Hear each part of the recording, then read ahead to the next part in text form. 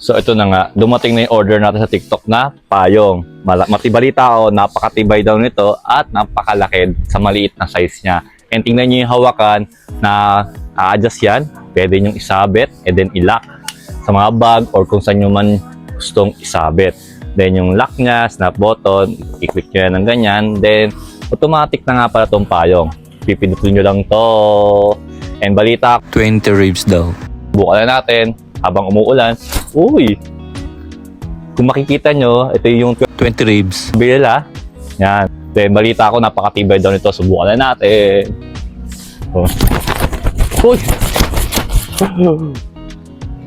Tibay nga. Oh, magic.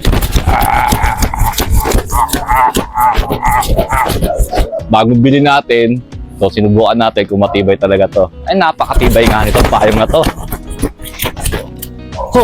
Bumabalik. So, sa mga gusto nito, ito na yung yellow basket. Magagamit natin to sa tag-ulan na tulad nito and sa mga araw. Like, pag walang ulan, syempre maaraw. Protektado tayo sa araw, protektado tayo sa ulan. So, ano pang hinihintay nyo? Check out na.